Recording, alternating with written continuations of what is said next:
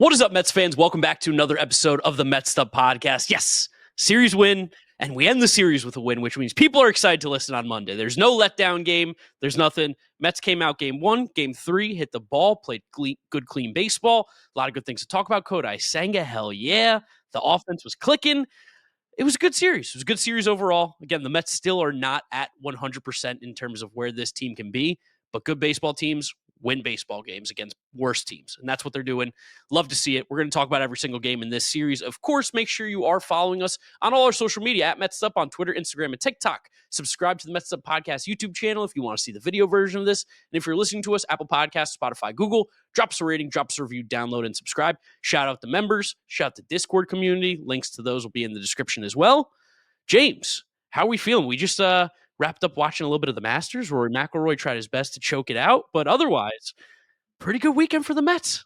Yeah, it's sensational. It's just kind of what happens, I feel like, when you play a worse team. You just find ways to win. You kind of hang on. You stay in the game. You just wind up outlasting them because you're more talented. We wound up hitting really well in the late innings in the 2 wins. Our bullpen was better than theirs. And besides the game where they used their A bullpen, because I told you guys that Sacramento A's A bullpen was pretty nice. Weird. The Sacramento stuff was weird. That was a strange caveat of this series. Cool. How many Mets fans showed up there and showed out, hearing "Let's Go Mets" chants, hearing a big ovation for Brett Baty when he hit his triple on Sunday. But so nice to see that part of this. But just strange to play a Major League Series in minor league park, and you felt all that. But just a really good, clean, comfortable, nice, casual series win for a team that was better than the team they played against. Yeah, for a ballpark that gives up a ton of runs, usually, that's what it's done all season. It's really nice to see that the Mets pitching was able to keep the A's to pretty low amounts in all these games. They did a really good job start to finish in almost every single game. It was really nice. Game 1, start off there. Let's get started off at the beginning of the series and we'll end you guys with game 3. Game 1 was pure chaos. I mean, it's the first game for the Mets in that stadium. You could tell that a lot of the players did not necessarily seem that comfortable, especially in the outfield. You're getting a lot lower lights out there. It looked like Jose Siri lost the ball. It was all over the place. It was crazy.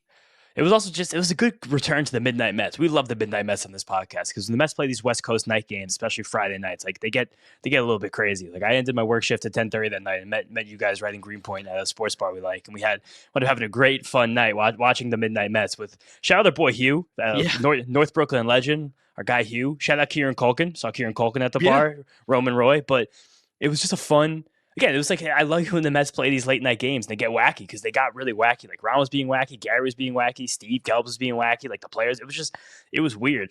Also, nice little shout, credit for JP Sears. He had Francisco Lindor and Juan Soto, especially in knots, those first 2 at bats they had against him, which was pretty impressive for a guy like Sears who just keeps finding a way to hang on, keeps pitching a lot of major league innings. Someone I feel like we're going to look up in 7, 8, 9 years, but JP Sears had a nice little career, hung on for a while. He's a guy that pitching a lot of good seasons, but it's a nice.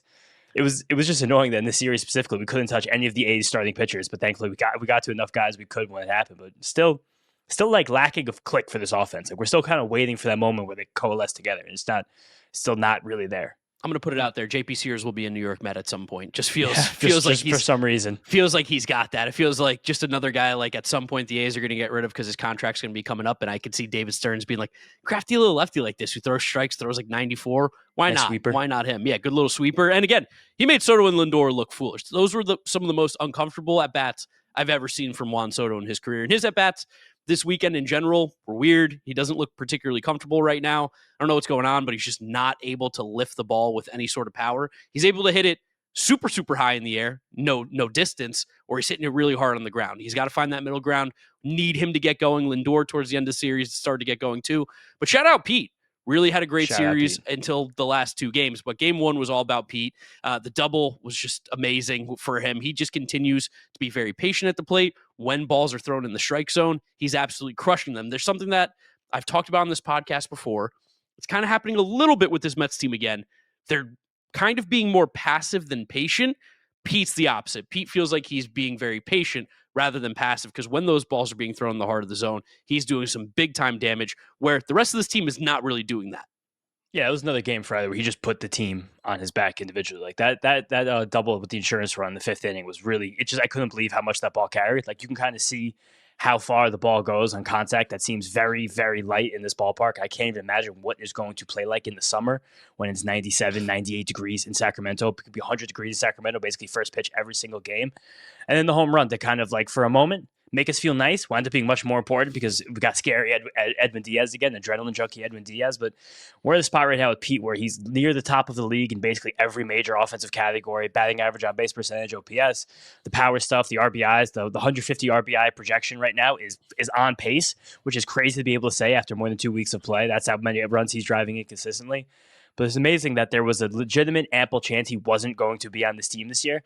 And if we had gotten to this point in the season, he wasn't on this team, we might have only scored like 10 or so runs for the first 2 weeks of baseball because he's been that monumentally important. And it's nice that this is kind of what we talked about a lot with this team being built in the offseason. That having another guy like Pete takes a load off everybody else. Like we can have Lindor still not really hitting the stride. Mark Vientos has been statistically one of the worst hitters in baseball. Juan Soto has been good but not great. And a guy like Pete can just kind of tie it all together and be someone that he's good enough that when he's hot, he can drive the car almost alone. So it just gives everyone else a little bit more breathing room if they are slumping like they happen to be right now. Yeah, and we're starting to see Brandon Nimmo as well swing the bat a little better. A couple home runs in this series. Hit a big home run in the second inning off of J.P. Sears in Game 1. But overall, again, it was the Pete Alonso game. He drove in 3 runs. Marte had that big double as well off of Mitch Spence later on in the game. That helped separate this too. It was a good job.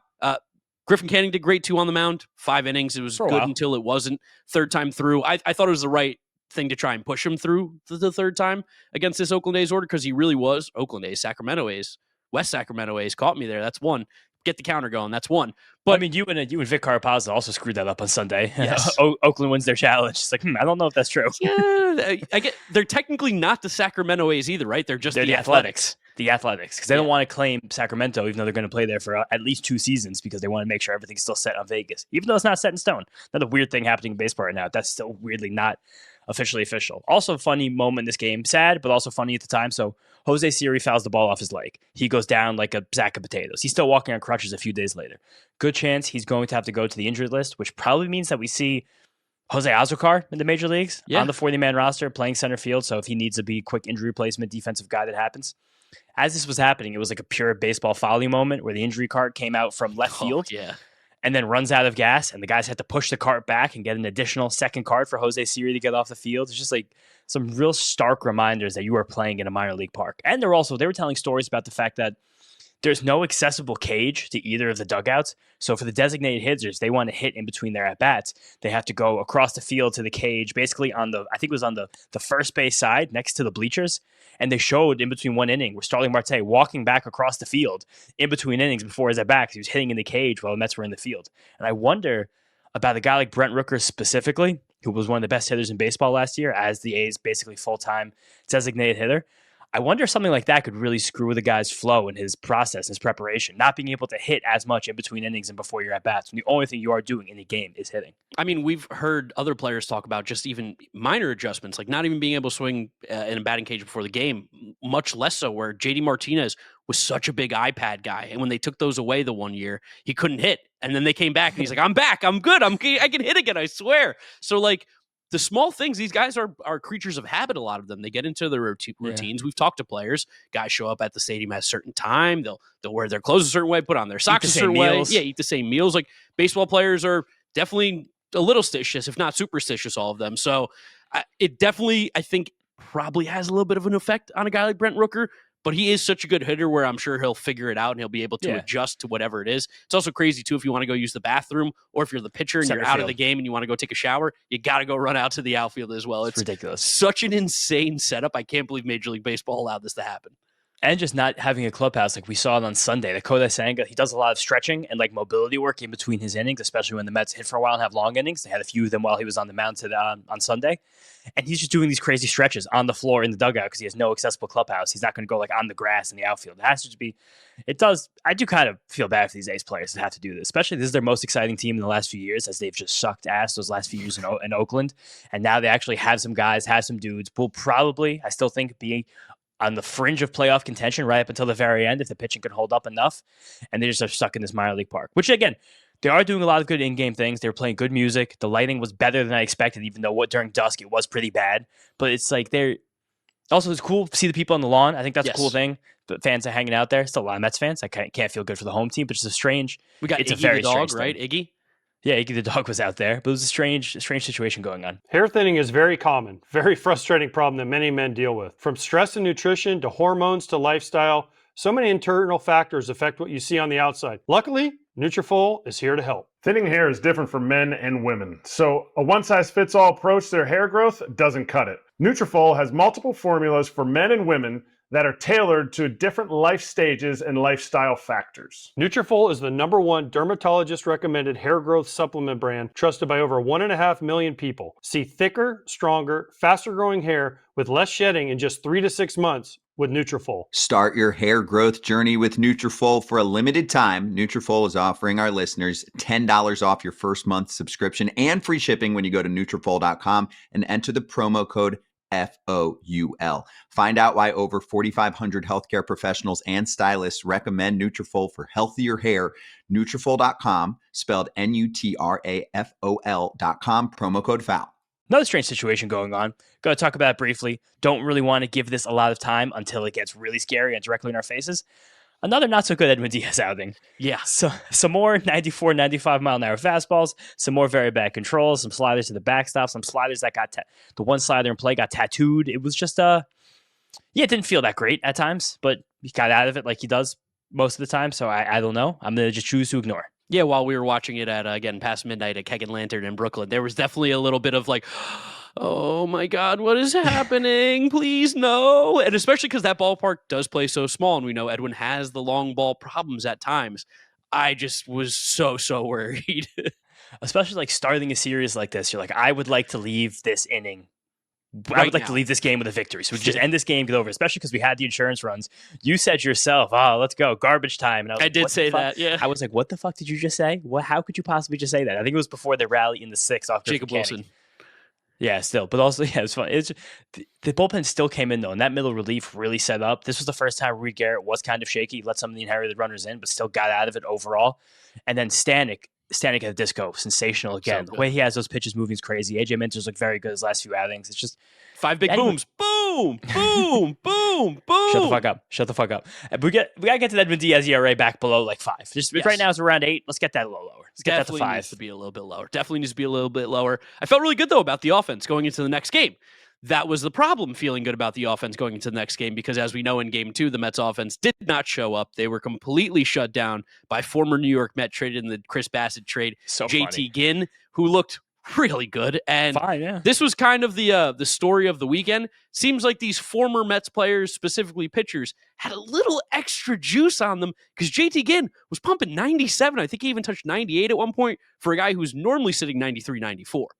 He threw a 90 mile an hour changeup in this game. He threw one changeup, it was 90 miles an hour. Maybe that was a mistracked sinker, but he looked adequate. And this was kind of the thing with JT Ginn. I think this is why the Mets were comfortable trading him when they did, because they were like, here's a sinker slider guy, probably not much ceiling at the major league level. Probably still not much ceiling at the major league level. But for this start, for this day, one opportunity, looked fantastic. He did everything in his power to shut this Mets team down. It does have to feel funny playing against a team that traded you, right? Like, because it's not personal, but it's also like, yeah, let's go. You guys traded me. Well, I mean, even like we saw today, not that he needed any help against this team, but Garrett Crochet, even against the White Sox, like that was the most guaranteed dominant appearance ever. 1, because that team stinks, and 2, and it was like, hey, fuck you. Look at what you should have just paid me. Like, I would have been here if you paid me. The funniest thing about that is that he had that no-hitter through 7 innings, and in the 8th inning, Chase Mydroth, who was part of the trade for Garrett Crochet, is the one who got the hit off him to break up the no-hitter. Also, another thing like that happened Sunday. Did you see Jeff Hoffman against the Orioles? No, what happened? Nailed down the save, and then he started making kissy faces to their dugout. What? I always find that so funny, too, because I'm like, I mean, listen, get yours, get motivated however you need. It wasn't Adley Rutschman's fault you didn't sign with the Orioles. No, but it was his situation was weirder because they had a contract with him. I'm sure he had plenty of meetings and was all locked and loaded, ready to go to Baltimore. Then they walked away because of failed physical. And another team, I guess the Braves did the same thing, but then he goes to the Blue Jays and he's pitching great in the early part of the season. So that's definitely one where I could see the added motivation. But still, at the end of the day with JT Ginn, very frustrating, just get a lot of sinkers in the strike zone, not be able to hit them. For a lineup that I wish would be able to hit those off a not very good pitcher more often than not. It was definitely bizarre watching this game, especially because the top of the order was ice cold, as good as they were. And to start the series, they were horrendous. I think Alonso, Soto, and Lindor combined for like 0 for 10 or something like that in the game. It was 0 for 9 with 3 walks. So yeah, there you go. The Mets have had major issues with runners in scoring position. They had major issues even just getting hits with runners on base. It wasn't even necessarily just a scoring position issue. It was when guys got on base, they kind of squeezed the bat a little tight. And again, this was my critique of saying where the Mets, I feel like, are a little passive right now as opposed to patient. Pete still has great at bats, but I'm seeing a lot of passivity. Is that the right word? Passivity. Good one. Where they are not necessarily attacking early in the count in the zone. It seems like they are trying to work these counts, and they were successful. They're getting these guys out of the game early, and they're getting to the bullpen. It was just a problem in this game that they were already behind, and the A's gave us their A bullpen, and it was pretty dominant. Yeah, also just frustrating. I flagged it before the series that this A's team is not very good at holding runners on or catching base stealers. And I know going into the series, the A's hadn't thrown a pickoff throw. I don't remember them throwing one in the series either. They did. One? They did a couple, because remember, Jose Leclerc made an attempt to pick off at third base, and they also attempted the balk on Sunday. Yeah, they also attempted a pickoff of Pete at second, and I think they checked Acuna at least once at first base. So it was, maybe they're listening too, and they're like, shit, we haven't done this yet. But we were, again, not trying to steal bases. Again, you can't steal first. So you have to get a guy on first base to try and steal second. But it was just, to me, that's something that this Mets team has, and not has in their pocket. But we do have guys that definitely can be stealing bases. There's not necessarily getting on base at the moment. So it's hard to steal bases when you're not on first. But that was one thing that, again, game 2 wasn't really the moment for it. There was never really time. We were down 1 run and had a guy on base, because when they hit that home run to cut it to 2-1, then they immediately went back up 3-1 after that. But annoying. So Peterson did pitch well in this game. David Peterson certainly pitched well enough to win, just continues his ascent and his growth. Can't even imagine how far his command has come over the last few years, especially since that hip surgery at the beginning of last season, how comfortable and how confident he looks. He did give up lots of hard contact, but he didn't walk anybody, so it's never really a situation where there's that much trouble besides the few runs that got away in. He was so good in this game against right-handed batters, especially just keeping the ball away from them. I have liked that over the last year or so. He has become more comfortable going inside to the righties, but this one it seemed like he was very, very specifically trying to keep it away, and he dotted plenty of little, which is a scary pitch, that little sinker out there, which I don't really like that pitch very much at all. Same with a couple of changeups, but they still worked well enough. And weird thing for Peterson this game, did you notice how prevalent his curveball was? He was throwing it a bunch. He was like just kind of dropping it in there, which was a nice little wrinkle to add to this lineup, or to his repertoire. Tied for the most times he ever threw that curveball in a specific start in his entire career, dating back to last August. And he got 7 called strikes with it. He placed a lot of really, really good ones, especially to the right-handed batter. So that was a nice little wrinkle for Peterson to add. Again, in a game that he pitched well enough for the team to win, but we didn't hit well enough to win. And also, I'm just going to, again, a little tip the cap here to the A's bullpen. Mason Miller is he's so insanely good. One, can't believe Luis Torrens almost hit a home run on 104. Luis Torrens is the man. Love Luis Torrens so much. What a dog. But 2, I don't really know how anyone gets hit off of Mason Miller when he's on. Even when he's not on, I'm not sure how you do it. Yeah, I just seeing 104 miles an hour flash on the screen was kind of like a out-of-body experience. I couldn't even conceive it. He didn't throw a pitch less than a fastball under 101 miles an hour. It's so crazy. His slowest pitch and his slowest fastball in this game was 101.2 miles an hour, and the average was 102.6 of 11 fastballs. Average 103 miles an hour. It's we're watching the ascent of something really special here with Mason Miller, as long as he can keep that arm healthy. Yeah, but we lost that one, so enough of that one. Move on. Whatever. Game 3. This Sunday. Was the one. Yeah, Hell Sunday. Yeah. Love it. We made it to the end of the series with a win, and the Mets just it took a second to get there, but once they got through on Severino, they really broke this game open against the A's B bullpen, which we mentioned earlier was a problem for them in Game 1, was a problem for them in Game 3. Yeah, and saw a couple of the Mets people like being a little salty on Twitter, talking about, I can't believe we let Severino go when he was through like 4 innings. By the end of the start, the Mets had something like 10 hard hit balls against him and only 7 or 8 swings and misses. Maybe I think got to 9 swings and misses if I remember correctly. So this was the classic game that we saw from Severino tons and tons of times last year, where he gets a time or two through the order. The sweeper sensational. He's dotting it wherever he wants it.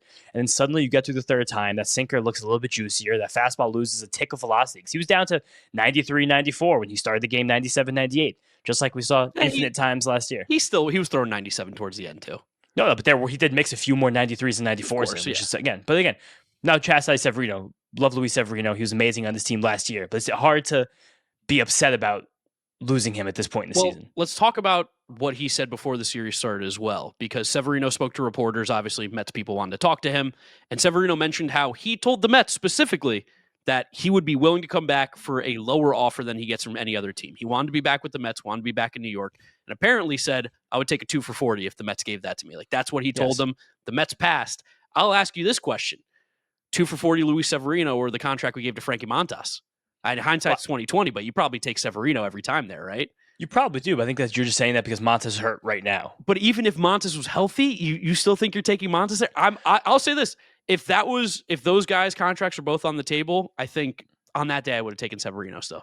I think I might have as well, but I do think that when the Mets were probably looking at this and analyzing who gets this contract if it's similar, Montas a few $1 million fewer, so that's probably a slight tick for Montas. And then you look at Montas having 6 pitches or Severino really only having 4 on most days, and then it's probably another tick for Montas because Severino just never getting that changeup going. You have to look and be like, is he ever really going to get left-handed batters out? Is there ever going to be a function for him to get left-handed batters out the second or third time consistently? So I think they probably put those two next to each other with both guys having horrific long-term health grades. Yes. They're probably just like the guy who's slightly cheaper, who throws more pitches is probably a better bet. I think that was the whole nexus of that decision. Again, Montas getting hurt fucks this whole logic. Yes. But we'll see what he looks like when he comes back. I'm still hopeful for the Frankie Montas experiment, but I think he just literally has to get back on the field and pitch. But I think just as easily, Severino could have dealt with an early season injury, and his whole thing could have looked the exact same way. But I think it's funny that Severino said that too. I'm sure the Mets were like, "Fuck, why the fuck did he say that?" I'm sure the Mets said that, and I'm sure the A's were also kind of like, "Hey, what the fuck, dude? We gave you like $70 million. You're not happy with that?" Yeah, it's crazy. I mean, again, because that picture went so viral and was so funny when he signed that contract with the A's, and he walked out to, I think it was Souther Field the first time, and he just looked around like, "Where the fuck am I? Like, why did I do this?" He had like the suit on. He has his hand in his pocket. It's like, huh? Like, damn. Next 3 years here, huh? I don't even get to be in Las Vegas. That kind of sucks. Yeah, but. Past that, story of this game, until the end of the game, we broke it open. Kodai Senga, best start of the season, absolutely by far, completely in control. 70 pitches in 7 innings, ridiculous. 79 pitches, what? Oh, he got up to 79? Oh, Gary was saying on the broadcast that it's the 3rd straight start this year that Senga's made that he ends with 77 pitches. Dang it, 79? Oh, where did he miss to? But it's cool that he still has a pitch count and he's still able to pitch a long game, be efficient, and save this bullpen. Because after we did have to burn a bunch of the relievers on Friday, even after the off day Thursday, Saturday was only Budo and Peterson. Budo gave up the 1 run, but still did well over 2 innings. And this game, by the time Senga came out, we broke it open. And Minter gave us the inning, and then it was Kranick in the last inning, which I kind of hate to use Kranick in a situation like that for only 1 inning. But really good by Senga and Peterson to give us some length and save this bullpen that's been throwing a lot of innings early in the season. I'm not going to say they're getting tired. I'm not going to say they're looking worse, but like we're going to have a regression moment from this bullpen soon. Within the next 10 games, we're going to have a game with this bullpen. Someone good in this bullpen besides Edwin Diaz gives up a heap of runs. And it's going to happen. We just have to regress. But Senga, there was no moment of concern or worry with Senga in this game. It was tons of weak ground balls. It was tons of not really. Based on his performance, no, but there were times where guys were on base and then he just dogged it up and got out of it. I'm saying, and a lot of times it's also just like he's on base, but didn't really feel like there was a threat. Like even that first inning double by Lawrence Butler, he was easy after that. No one even got close to getting hit. Like this was the best his ghost fork looked, I think, all season as well. Had 6 swings and misses with it. It was just down there fluttering. Guys had no chance. Was he throwing a curveball? He threw a couple like loopy, depthy sliders. Like that were like 70 though, I feel like. He did throw a couple of those slow curves. He usually makes like 3 of those a game. I don't see how many call strikes he got with those right now. I'm on the page. He threw 2 curveballs and got 1 called strike with it. And the curveballs came in at 68 and 70 miles an hour. I kind of like that as a little wrinkle, just like as a like fuck you up a little bit. You Darvish type thing. Also, something he did this game more cutters to right-handed batters, and he was dotting them low and away, like treating them more like a baby slider than kind of a cutter to like jam guys. It was just really, really, really good overall. Also, something he did that was really cool. Second time this year he's done this. His last fastball of the game was his hardest fastball of the game. 98 miles an hour, his last pitch, sat 96 the whole time. Just a sensational start from Kodai Senga. This looked like 2023 Kodai Senga. Yeah, and that was a really, really nice thing to see. Made me feel really confident about him moving forward, which is just like, that's a nice, like, got to kind of take a breath today. Like, okay, Kodai, like, nice. That's good. That's the guy that we expected to see on this New York Mets team. But we also have to mention that this game started incredibly rocky early, too, because Lindor made a throwing error on what was a very bizarre play by him. Like, almost like he wasn't ready for it. I don't know. It was strange. Juan Soto didn't hustle out a ball. We'll talk about that in a second. Tyrone Taylor didn't go in hard to second base with the slide. Ended up getting thrown out on an attempted sac bunt by Luis Angel Acuna. Nimmo dove on that Lawrence Butler pop-up, turned to a double. Yeah, I was like, I texted you at one point. I'm like, they're like not awake right now. And I thought think they were sleepwalking. I think almost minutes after that text, which again, classic Mets'd up fashion, was when they broke the game open and they started hitting the ball and playing a lot better, which was encouraging to see. Because again, after that letdown game on Saturday, where you're just like, ugh, like that was a whole nothing piece of nothing, whatever. Yeah. To come out like they did flat on Sunday, I was like, oh my God, like again, like I can't watch this like this. Because you kind of want to, not have to, but you really want to win this series against a team you're better than, especially when you probably objectively had your two best starting pitchers going in this series. Just another reason you'd like to win it. But this is a good thing about a guy like Kodai Senga, where he can pick up this offense. Like, again, he shouldn't have to pick up this offense, but the fact that he is good enough that if the offense is slow for the first 5 innings, he's like, I could be really good for the first 5 innings. That will give us extra chances to win this game because I'm a really good pitcher. That's it. And again, big shout out to the rest of the offense today because Soto and Alonso did not have any hits today. They get Luis Torrens. They got on base 3 times, but we got 2 hits from Brandon Nimmo, a hit and a walk from Mark Vientos, 3 hits from Luis Torrens. Brett Baty got a triple late in the game. Tyrone Taylor got a triple in this game. Acuna was hitting the ball hard, got a hit as well. That was really, really nice to see those guys pick up the team because it had been a lot of Soto, Alonso, Lindor this entire season. They put up a stat early on how I think that portion of the offense has like a 900 OPS and the bottom half had like a 400. So it was really, really, really nice to see those guys. And again, Luis Torrens, what a fucking dog. I love this guy. He's so good defensively. He's hitting the ball really well. He takes it where it's pitched. He does all the little things that you love to see out of a guy towards the bottom of the order, not trying to do too much. And we needed the moment for someone to pop the lid off with runners in scoring position because this Mets team has been quite not that good this season, runners in scoring position. And again, we talk about RISP a lot on this show, just basically the fact that I think it gets magnified tremendously, like on Twitter and with fans and everything, and even on like the shows, the talking heads. But I do think it's just kind of random, just like whether you get lucky or not. It's like it's a moment or not. It is. This is our hard disagree, but yeah. It is, but what's going to change? Runners in scoring position. It's just, squeeze the bat a little tighter. Like, yeah, sometimes they fall, sometimes they don't. I don't think it's like an actual skill. It's such a like, skill. So is Juan Soto not good at it then? He had a rough series with it, but for his career, he hits with runners in scoring position 100%. I think for you to think that it's just luck is nonsense. But it's not just luck. It's if you're a good hitter with no one on base, you're a good hitter running in scoring position. There's plenty of guys. I mean, think about all the times. Find any of them. I'll find you 7. I'll find you 7 guys. Find me guys that are distinctly better in a legitimate sample size running in scoring position versus they are regularly. Because I think that's what it is. I think it's just a team thing. Like we always say, hitting is contagious. Yes. The Mets were slumping as a team in running in scoring position. Luis Torrens knocks the lid off the basket. He gets the big hit, and then all of a sudden the floodgates can open because everyone takes a deep breath. That's more of what I mean by this too. It's not like, oh, this guy's really good with it and this guy's really bad with it. You guys will wind up all being good with it together at the same time because you're either really good at running in scoring position or you're bad, and it kind of just goes up and down, very naturally with the regular skill set of a team. I mean, listen, there's a skill for sure involved in being able to hit with runners in scoring position. This is get nerds out of baseball. Tanner Allen, I'm back in on it. Tanner Allen, but cool to just also be able to see Vientos and Baty get those hits and late in the game, the crowd chanting Baty was nice. Killing me. He was loving that, especially because he made a great defensive play in this game as well. Dove in front of Lindor, started a double play that Kodai Senga was really excited about as well.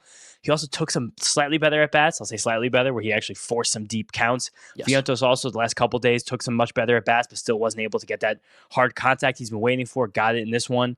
It was just nice to see them kind of blow the game open at the end, not have to deal with any stress, and be able to get on that play and head to Minnesota and feeling good about the series. I think it's also worth noting Brett Baty played third base today as well. I think that is something to take note of. Obviously, Brett Baty has been struggling, but defensively at third base, he made some fantastic plays today, including a beautiful double play on a sliding ball in the shortstop hole. Yeah, I know. I'm just saying. He made a great play. My take with Brett Baty that I texted you is I think he needs to stop thinking so much. It seems like when this guy just plays baseball and reacts is when he's at his best. Like his first game ever as a New York Met, hit that home run against the Atlanta Braves. It's almost like the moment was so big that he couldn't think. He was like, just go up there and hit. In the field, when he has those reaction plays, when he's playing third base, the hot corner, he's making really good plays. Seems like for him and Vientos as well, the thinking is their biggest enemy. Brett Baty hit that triple 113 miles an hour today. That ball was smoked. It's going to be one of the hardest hit balls in baseball today. There's not going to be many guys that hit the ball harder. I think for both these guys, just loosen up a little bit, play a little baseball, and maybe Brett Baty at third base today was a big part of that. Maybe Vientos being the DH today. I think, especially with how we've seen Winker and Marte being kind of streaky-ish at the plate, there's no reason to have to force them to be the DHs every day. If you get a preferable matchup, I'm okay with Baty being third base if he's swinging like he did today and playing that defense. But the problem with that is that once Jeff McNeil does come back off the injured list, which he should this week probably, he might be back by next weekend. I think probably for the Cardinals series, right? Cardinals maybe, but I think possibly Philly series Monday, just sometime in that homestand. I think Jeff McNeil will debut and play a game for the Mets. I think he's heading, no, Alvarez is heading to Syracuse, but I think Jeff is still in St. Lucie, so we'll see again how those guys progress this week. It's hard to keep Brett Baty on the Major League roster with Jeff McNeil. Especially because Acuna has been playing he had a really nice series.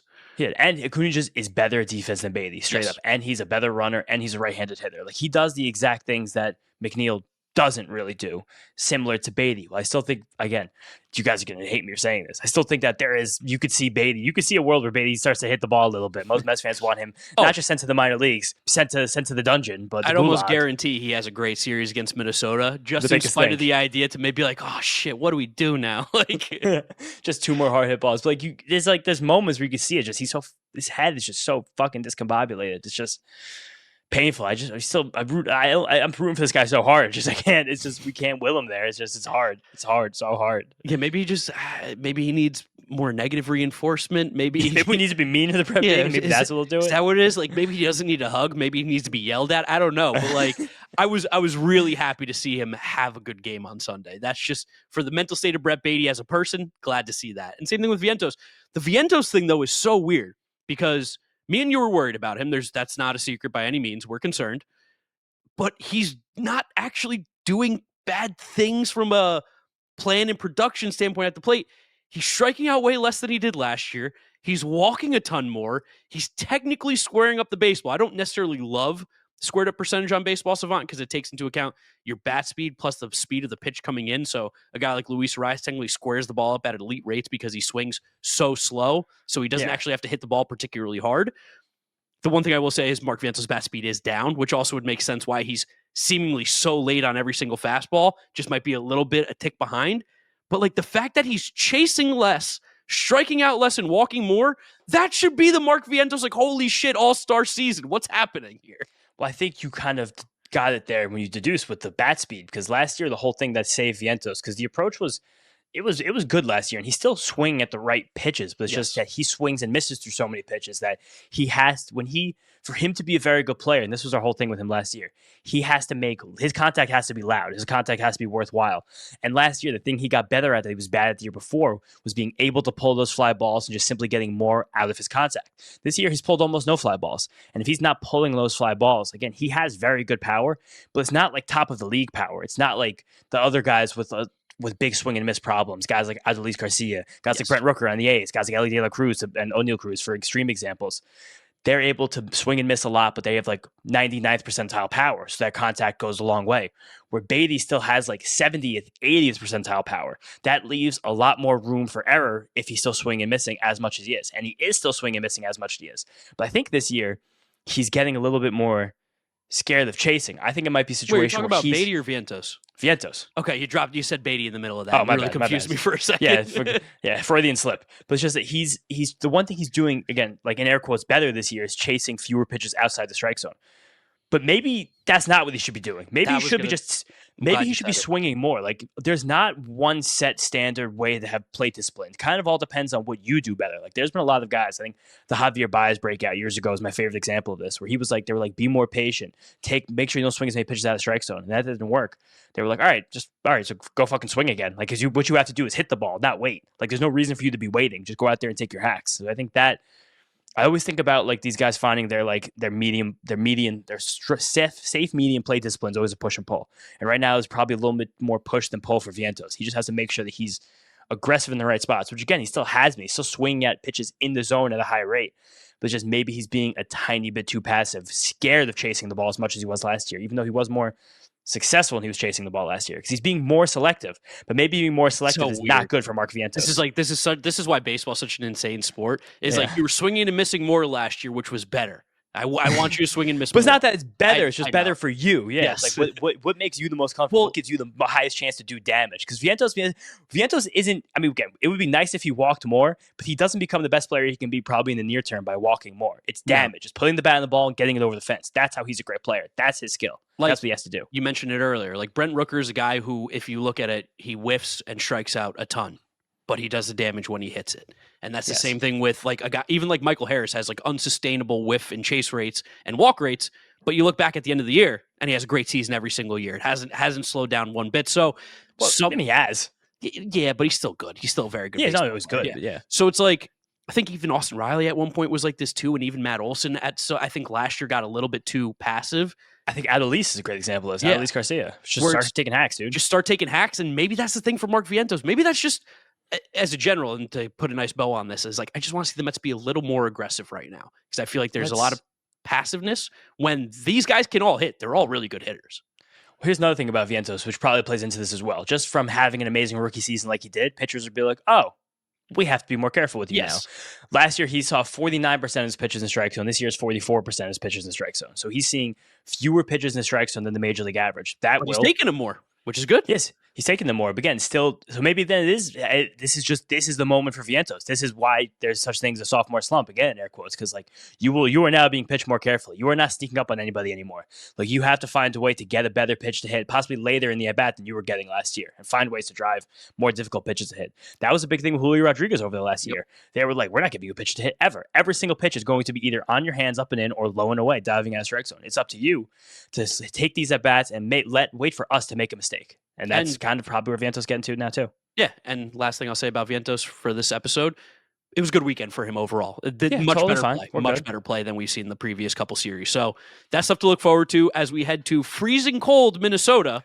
Last thing we got to talk about, Jacob Wilson. Oh yeah, I forgot about that. Yeah, that was bizarre. Yeah, explain to the people what happened. So Juan Soto hit a ground ball to Jacob Wilson. I don't remember what inning it was, but it was early in the game, and it was a routine play. Juan Soto did not even slightly try to run out of the box, which personally I don't give a shit about. I don't care, whatever. Not that big of a deal. Jacob Wilson held onto the ball very long, like almost quadruple clutched it, and then made a horrible throw to first base. If Soto had been busting, he's probably safe, but also maybe Jacob Wilson doesn't hold the ball as long. And the reason I say that is because Ron Darling, who is pretty sharp with these things, really doesn't ever kind of miss with the feel of things in games and is happy to speak his mind. He felt that Jacob Wilson purposely held on to that ball as long as he did to make Juan Soto look like an idiot, to kind of show him up a little bit about how he wasn't running it out. Because Jacob Wilson fielded this ball on the shortstop side of second base, close to it. And by the time he threw it, he was way in the second base side of the bag. So he felt that Jacob Wilson held on to that ball as long as he did to kind of make Juan Soto run it out a little bit more, make him take a couple more steps down to the base, kind of like an old school. I don't want to say Jacob Wilson's a douchebag because I don't think that's the case, but like a little bit of like an asshole gamesmanship type thing. Make him run it out, throw him out still because it's a routine play. And then there were more and more comments about it throughout the game by Ron, by Gary. You said Keith Radd even made a mention of it. He did. What do they know? Because it's crazy to the outsider. If you're watching, let's say, I don't know, a bad broadcast like Michael Kay and the Yankees, they would have never mentioned this and it would have gone by the wayside. Again, because not playing baseball at a very high level, I didn't think that happened, but I believe when Ron says that, like when that happens, and then Jacob Wilson made the crazy catch on the Juan Soto line drive a couple innings later, but then in the last inning, Jacob Wilson made an error at shortstop as the Mets floodgates were opening, and Ron let him have it after hard, yeah. Just going after him again. And just I will say, as far as this podcast goes, Jacob Wilson's your boy, Mark. That was your boy showing up Juan Soto. Yeah. That was it. That happened there. So it was funny because it also seemed like there was a moment where Lindor did something similar when he fielded the ground ball at shortstop too. Yes. He was almost kind of playing that little game of chicken. I don't know if I remember if that was Wilson running or somebody else. I think it was Jacob Wilson hit a ground ball to him and he fielded it backhanded and immediately threw it, but he threw like a lollipop right to Pete's chest. Yeah. And Ron was like, I think Lindor might have been trying to send him a message of like, yeah, buddy, here's how you handle this. Like, it did kind of feel like that too. It was also funny that after the A's won the only game they won this series, they made an OMG joke on their team social account, which is funny for a few reasons. One, I'm not sure if the A's know this, but Jose Iglesias is not on the Mets anymore. No. So that's kind of a strange thing. But shout out Jose Iglesias. He is starting for the Padres. Drake Cronenworth in the IL. Hit a big 2-run double on Sunday. So he's just still stuck with the outfield too the other day. Yeah, first ever game in left field, which is just an unbelievable thing the Padres did with their 30-year-old veteran utility infielder. And then it's also weird that the A's would like do a little gauche, like tongue-in-cheek Twitter post because they have not had the mentions on their Twitter account turned on for 18 months now, since the massive losing season and the official move to Las Vegas out of Oakland. So pretty crazy for a team to be talking shit from their official Twitter account. I guess that could be the media marvel this week and not allow anyone to go back into their mentions. No replies. It's the weirdest run social media I've ever seen. But I guess tip the cap to the intern that got to put out that tweet. They really thought long and hard about that one, I guess. And I believe there was a picture of Jacob Wilson on that tweet, which just makes it funnier. Yeah, I don't know. It's if we played them again, I think we'd find out a lot more. But we're not going to see the A's for the rest of the year. So I guess we'll find out next season. Unless we play them in the World Series. Yeah, I guess unless we play them in the World Series, which, you know what? I'd be happy to play them in the World Series. Also, funny thing is that this team beat the crap out of us last year when the Mets season was getting bad in August before it got good again. When we had that little downturn before going out west, had like another nice little downturn. So maybe they kind of have maybe they got to have a little swagger in games against the Mets. So that's something to keep in the tickler file for 2026 against the A's. The tickler file? What's that? It's a tickler file. It's like a I don't know. It's like a phrase. It's a saying. I don't know. I thought that I thought you had some historical stuff. Maybe that was the college degree coming in play, and I was like, I don't know what you're talking about. Yeah, the tickler file, saying old man sayings 101. That was definitely part of my history curriculum. But it was overall good series. Yeah, they won the series. Good stuff. Good, happy, clean series. Win every series of the year, you're going to the playoffs. I can't wait until the Mets actually play like really good baseball and be like, wow, this is amazing. Look at this team go. Because we do keep playing not very good teams. No.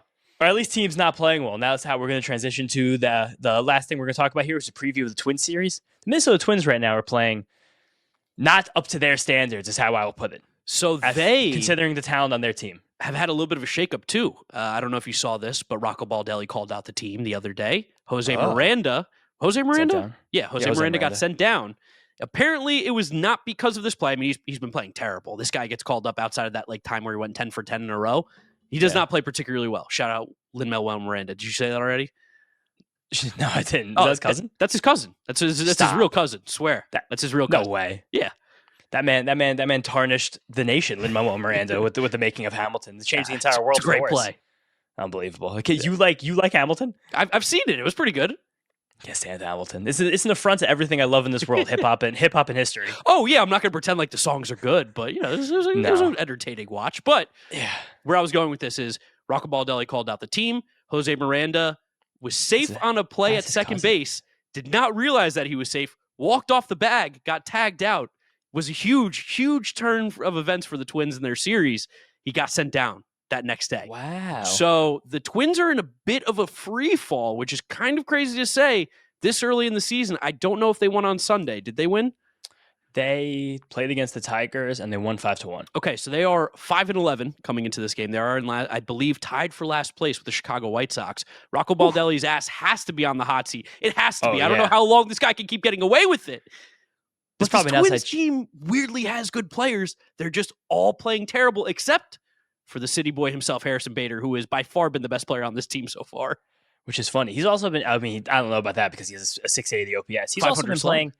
He's been playing some left field because they're keeping Byron Buxton in center. So that's the state of the bottom of this Twins lineup right now, is that they are playing Harrison Bader in a corner outfield spot to get his bat in the lineup. Which is just insane. All right, before we get going into more of this team, what are the pitching matchups for this upcoming series? We're seeing some very good pitchers from the Twins because the Twins do have very good starting rotation, and they're a team that I think, as Mets fans, any team that's going to be a buyer at the deadline, you hope this team falls out of contention because they, as a team that's transferring their ownership and are cheapskates to begin with, they have a lot of great pieces to sell, and I'd like to buy some of them. But Monday, 7:40 start times in Minnesota, so slightly later games. Everyone be aware of that. Ace-off, Clay Holmes versus Joe Ryan. Major ace-off there. Two of the best strikeout K rates in the league. Yeah. Tuesday again, 7:40.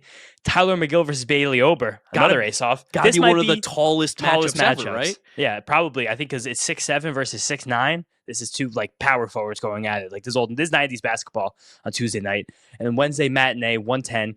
Griffin Canning versus David Festa. David Festa, Seton Hall, Jersey guy. Shout out my grandma's best friend, June. Her son was one of his private instructors when he was in high school in Jersey. Wow, shout out June. Shout out June. June's a legend. But yeah, so we're going to see three good pitchers this series, and we just got to hope that we can hit them because it's going to be cold in Minnesota. Playing 740 games in Minnesota in April. It's not that cool. We'd really like to just see the offense get going, though, and put this Twins team in the dirt. Yeah, honestly, they might just put Jose Sierra on the IL because it might be too cold for him even. It's going to be freezing, and there's no way that guy likes the cold weather by any means. This team is, again, Carlos Correa is good. He's playing terribly, but he's good. This is so the opposite of how I feel like when we played the Marlins, who legitimately stink, where I'm like, this guy's playing well, he stinks. Byron Buxton's a good baseball player. He's playing horribly. Trevor Larnach is a good hitter. He's playing horribly. We'll tell you guys to keep an eye out on Matt Wallner. He's legitimately a good baseball player. He's a on-base king, crazy power. He's someone Swing who and miss. Could look to break out this year for sure. He's one of the, like, I don't know. I feel like if Matt Wallner had a better PR team, that he would just be like a national sensation, because he is just a big, strong dude who like runs pretty fast, has a cannon for an arm, and takes war hacks, monster swings. Like, he will hit the ball aggressively hard. Like, his power metrics on a per contact basis are up there with like Shohei and Judge and Giancarlo Stanton. But he swings and misses so much on a per swing basis. They're getting back more like near the middle of the pack. He just takes such hacks. But again, like someone like Edward Julian, who's come back up on this team and has a really slow approach, is finally starting to hit a little bit.